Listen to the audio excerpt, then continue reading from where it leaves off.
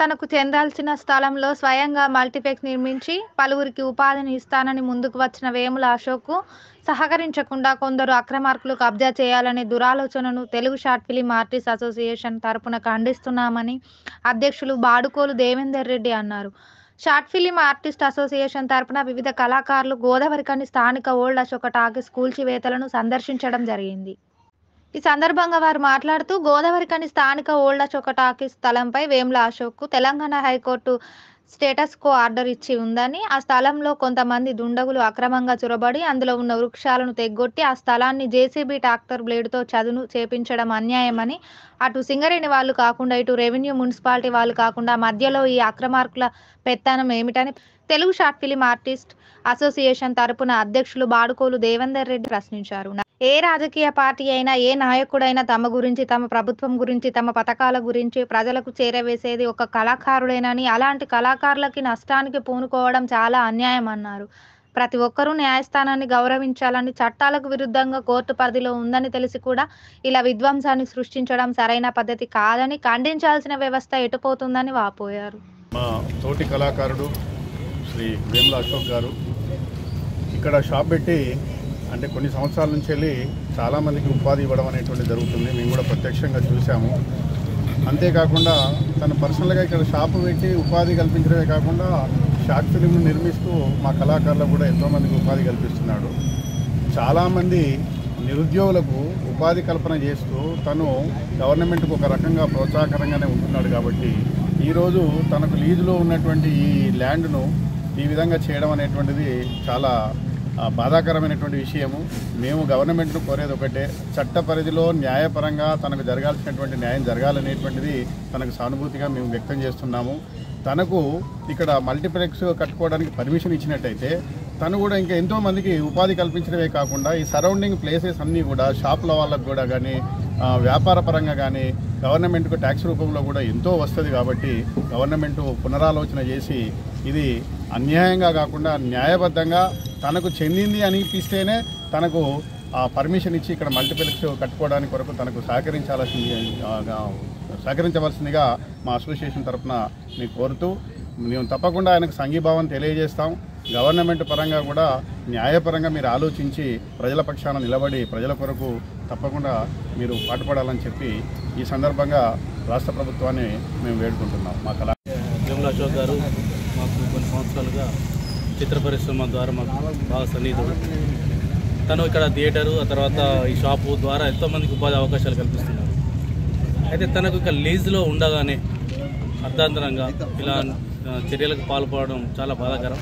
ఎందుకంటే ఒక ప్రభుత్వం నియమ నిబంధనలు ఉంటాయి, అవి కోర్టుకు వెళ్ళినా కూడా ఆ ఉత్తర్వులు వచ్చే క్రమంలో ఇలా చేయడం ఇంకా బాధాకరం. అందులో అతనికి ఒక మంచి ఆలోచన, మల్టీప్లెక్స్ కట్టి ఈ ఏరియాని డెవలప్ చేద్దామని ప్రభుత్వానికి వినియోగించుకొని అది ఆ తీర్పు వచ్చేలోపు, ఆ పర్మిషన్ వచ్చేలోపు ఇలా రాత్రి కూల్చేయడం అనేది చాలా ఏమైనా చర్య. దాన్ని మేమందరం ఖండిస్తూ, ఇంకొకటి ప్రభుత్వం ఏ ప్రభుత్వం అయినా కూడా ప్రజల్లోకి వెళ్ళాలంటే ఫస్ట్ కావాల్సింది పబ్లిసిటీ. అది చేసేవాళ్ళు మేము కళాకారులు. మా పాట ద్వారా, మా యొక్క చిత్రాల ద్వారా,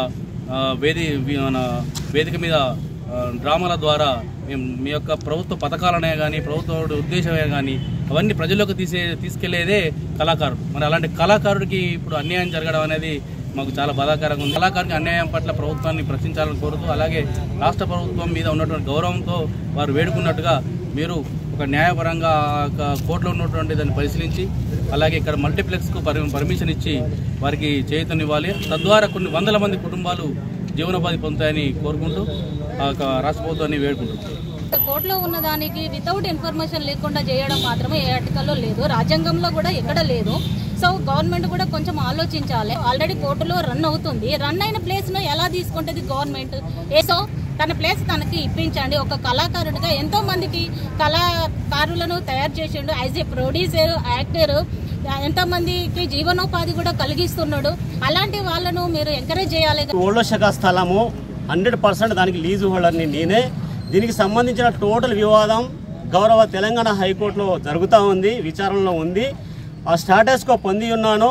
ఈ ప్లేస్ మీద ఎవరైనా మాట్లాడాలా చేయాలా ఏదైనా కార్యక్రమాలు గలపాలి అనుకుంటే అటు సింగరేణి వాళ్ళు కానీ ఇటు రెవెన్యూ వాళ్ళు కానీ ఇటు మున్సిపాలిటీ వాళ్ళు మాత్రమే చేయవలసి ఉంటుంది. సింగరేణి అధికారులను కోరుతున్నాను, మరియు రెవెన్యూ అధికారులను కోరుతున్నాను, మున్సిపాలిటీ వాళ్ళని కోరుతున్నాను, ఈ రాష్ట్ర ప్రభుత్వాన్ని కోరుతున్నాను, ఈ రాష్ట్ర ముఖ్యమంత్రి గారు కోరుతున్నాను. చట్ట ప్రకారంగా నాకు ఏదైతే ఇక్కడ న్యాయం జరగాలో ఆ న్యాయం జరగడానికి మీరు 100% కృషి చేయాలని చెప్పి సందర్భంగా కోరుతున్నాను. చట్టం ఏది నిర్ణయిస్తే అది చేసుకోవడానికి నేను సిద్ధంగా ఉన్నాను. ఇది ఎవరి ప్లేస్లో ఎవరి ఆధీనంలో ఉన్నా వారు నా లీజును కంటిన్యూషన్ చేస్తూ నేను మల్టీప్లెక్స్ థియేటర్ కట్టడానికి నాకు సహకరించాలని, తద్వారా ఒక 100 మంది ఇక్కడ ఉపయోగం జరుగుతుందని ఈ సందర్భంగా మరొకసారి రాష్ట్ర ప్రభుత్వానికి గుర్తు చేస్తున్నాను.